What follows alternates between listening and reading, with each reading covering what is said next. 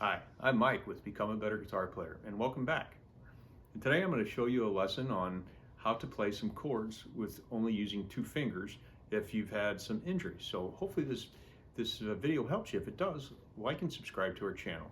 It doesn't cost a thing and it helps us out a lot. So let me start out by explaining that I've been playing a long time, and in that time I've actually broken both of my arms two different times, one at a time. I didn't break them both at the same time.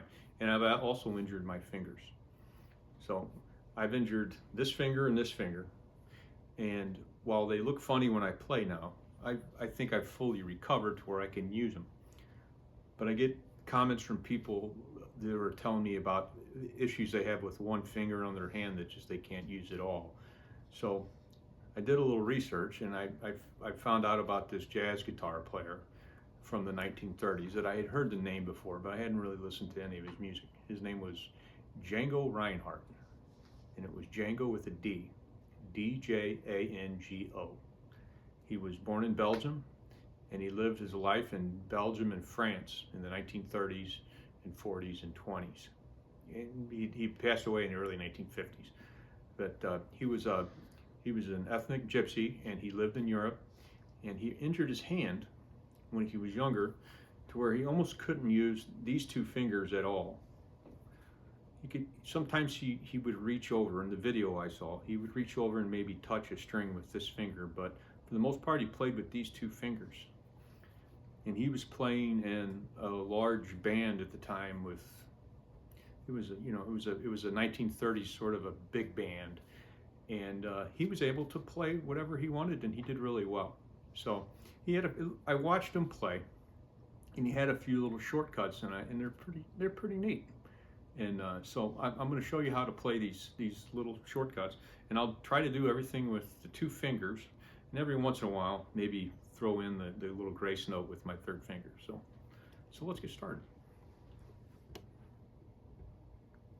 So the song that I saw him playing was a song that had a G, an A, and a D. So it went G, D, E, A, D7. So most people would have played it like this. The way he was playing it was like this.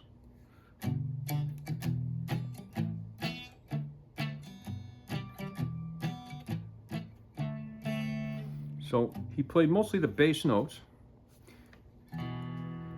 and muted it with his right hand when he was picking. Sometimes I think he was able to sneak that high note on the E string.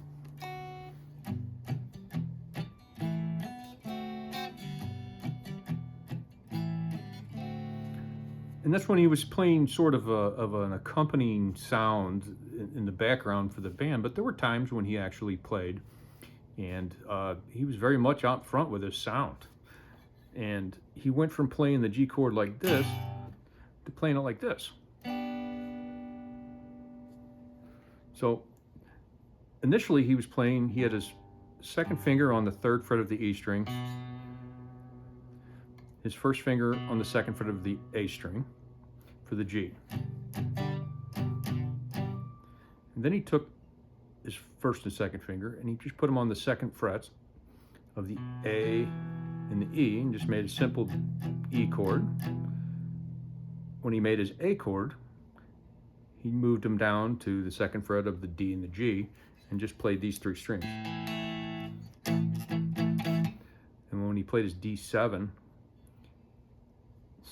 part of the time he just had his first finger on the first fret of the B and his second finger on the second fret of the G. Sometimes he was able to put his third finger on the second fret of the E.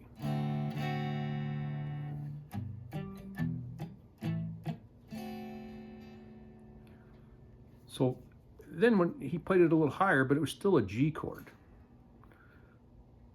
He was playing where he barred with his first finger, he barred over the third fret of the E and the B, and then he took his second finger and put it on the G string, one fret ahead of him. So on this one, it was on the fourth. And he basically went through the same chord progression, but in this sort of a form. That was the G. The E would slide, he just slid up here. Lifted up his first finger. On the A, he went down to the 5th fret. Then when he went to the D chord, he went up here to the 10th fret. And went like this.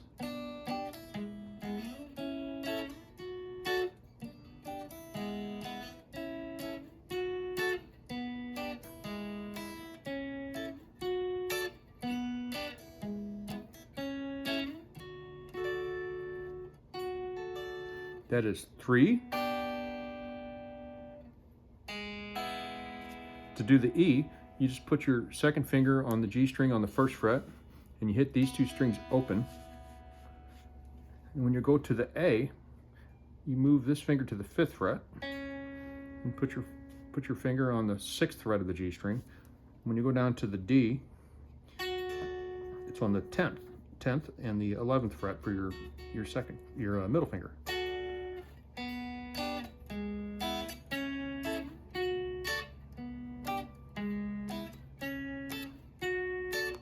So there's a lot more movement on the neck, but not much more with your fingers. And when he wanted to get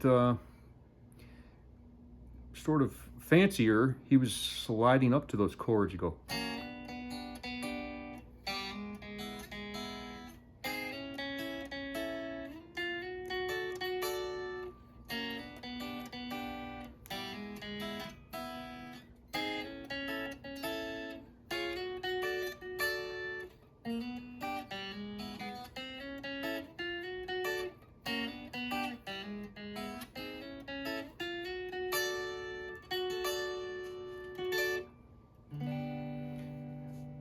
Then he did something else with his 3rd finger and his 4th finger that were they were right next to each other. You could tell they were really, he didn't have very good movement with them, but he would do this. He was able to reach over and hit this highest string.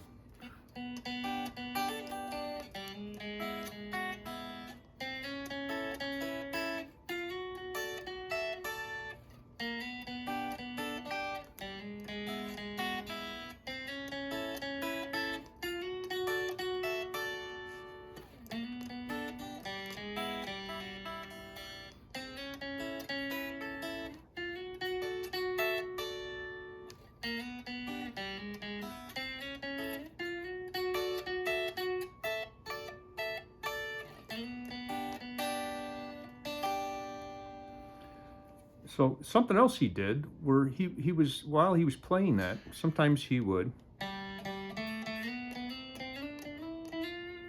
do a little solo, and he was doing it primarily on one string. He would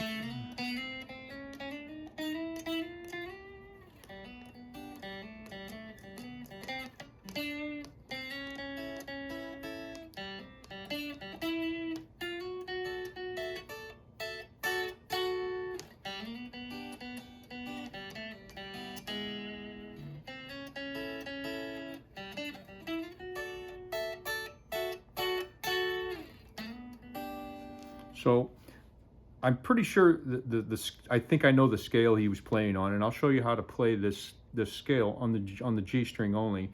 And it's open, 2nd fret, 4th fret, 5th fret, 7th, 9th, 10th, and then again on the 12th fret where it's a G again. That's a whole octave, so it starts over. So what I saw him doing was, since he only had 2 fingers to work with, he did a lot of sliding. Then he did a lot of open,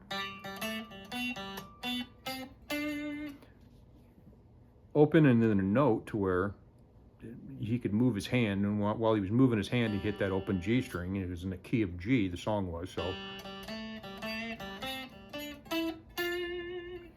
And then sometimes he would do these.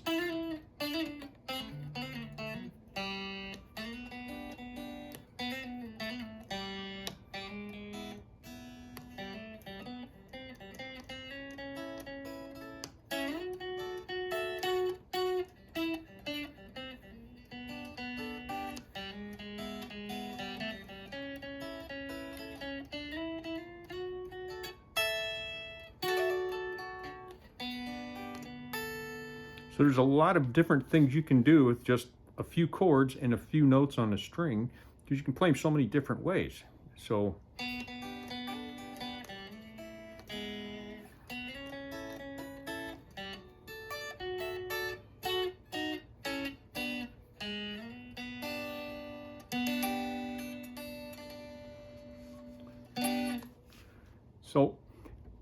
So that's it's something to think about. The man was able to play a tremendous amount of music using just his two fingers, and every once in a while he would use his third finger. And while he wasn't playing big, complicated chords, he was able to play a lot. He had to move his hand a lot more than most other people, but he was so good at it that he was actually quite inspiring to a lot of musicians at the time, because what I read about him, they said that there were no guitar players that were playing single note harmonies along with chords the way he did. And I'm sure he did it because he kind of had to, because of his situation with his hand, and it led to guitar players playing a lot more colorfully with their guitars. So anyway, I hope this helps you. I thought it was a very interesting, the research I did about Django Reinhardt. He's a really interesting guy. So I hope this helps you out, and thanks. Subscribe to our channel, okay? Thank you. Bye.